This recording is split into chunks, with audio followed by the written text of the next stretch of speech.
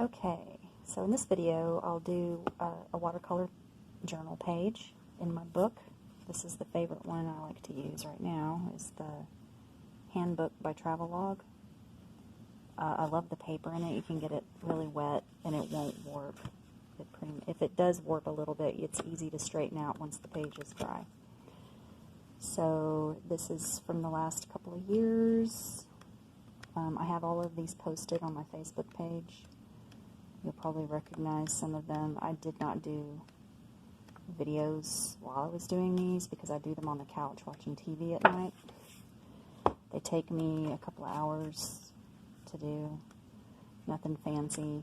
This is just a watercolor journal, and I'm using a water brush. Is the main thing that I'm using. You squeeze it and some water comes out.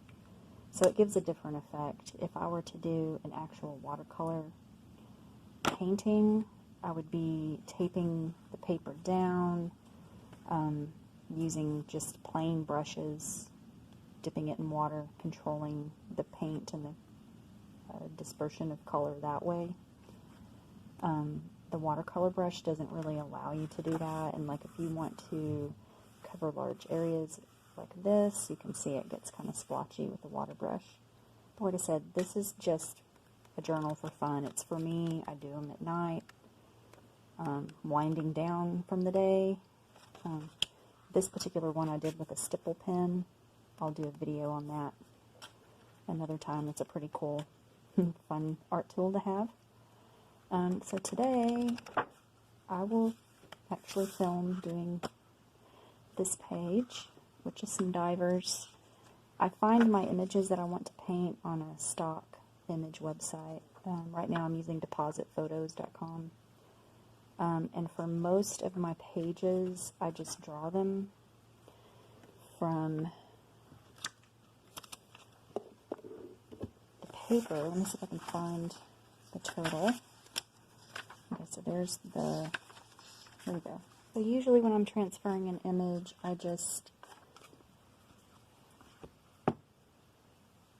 print it the same size as my paper, and then I just kind of look at what I'm doing, and I just roughly sketch around the edge. And then I turn it around, do the same thing over here. So I would just, you know, kind of eyeball it.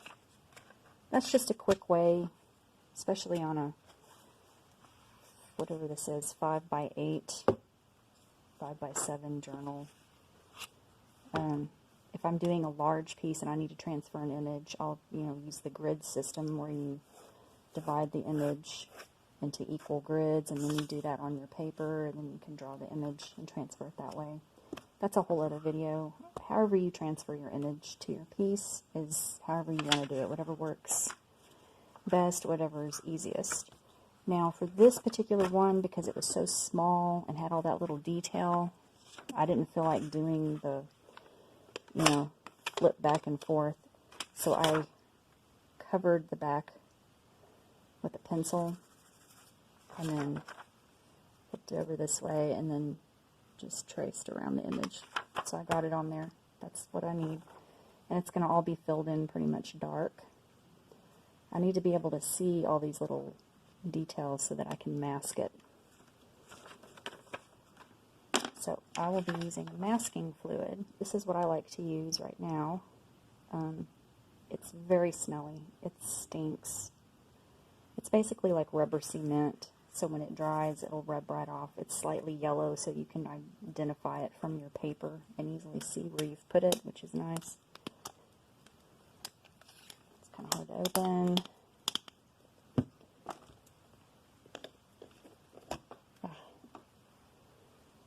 And, it kind of goops up in there. It's gross.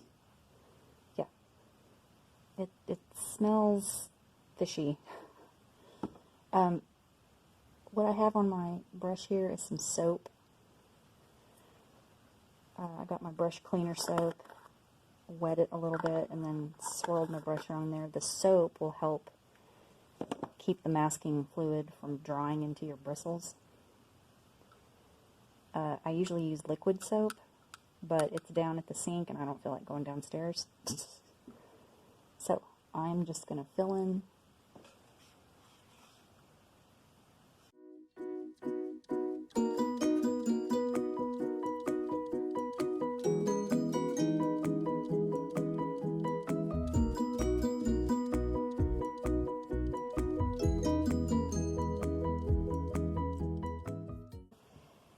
The watercolors that I've been using lately for my journal is the Core watercolor by Golden. And I love Golden products, and so as soon as I came out with the watercolor, of course I had to be all over it. They're highly pigmented, very nice to work with, vibrant colors. Haven't faded too much that I am aware of. Since they do come out of a tube, I like to put them in this watercolor palette. And you can see I kind of have them in color order around here. And, you know, I get overlap on some of the colors, and that doesn't bother me. If it bothers you, you can just wipe out the tops of those colors. But I wet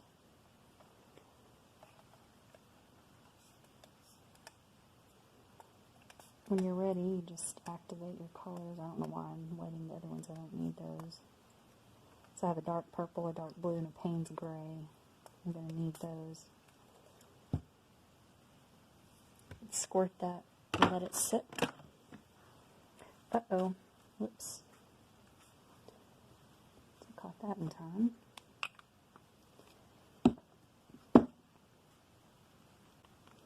Okay, you can see it's shiny. It looks like it's wet, but you can touch it and it's not. So it doesn't take very long for it to dry. Now, for the background, I do have a mop brush that I use. It's a little mop brush that I've had for a while. Let me get some water. Get the brush good and wet.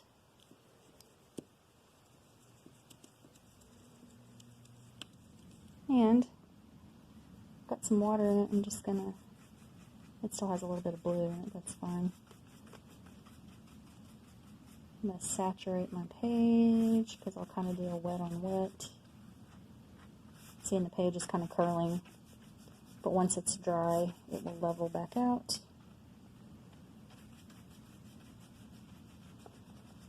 Now, since it's just a casual journal, I don't really care about messing up the other pages too bad, but I am going to put something underneath here so I don't mess up my jellyfish. And this is why, like, when you're doing a nice watercolor painting, you would tape your page down. Alright. More water.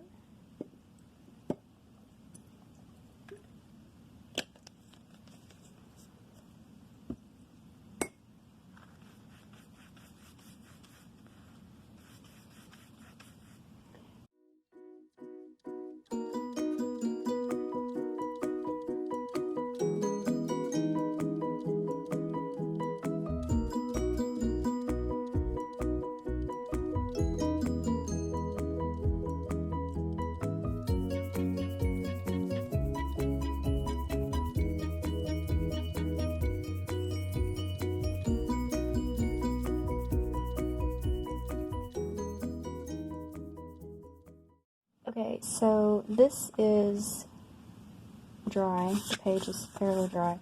You can see how the page curled up. But all you do is just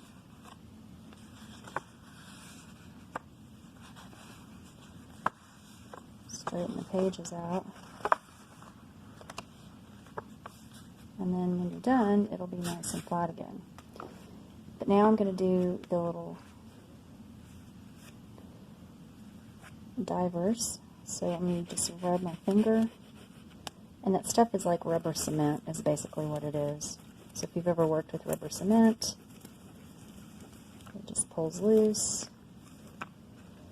You can pull it off like that. You can see it snaps like a rubber. It's like a liquid rubber band, so it feels like. And you can see I didn't mask it perfectly. Again, this is like not a museum quality piece of art. This is just for fun. So do your journal however you want. You can be a perfectionist or just a loose, fly by the seat of your pants. Now I'm just going to fill in divers. And I'm going to use my core watercolors. I'm going to use ultramarine blue and Payne's gray, and I'm using my water brush.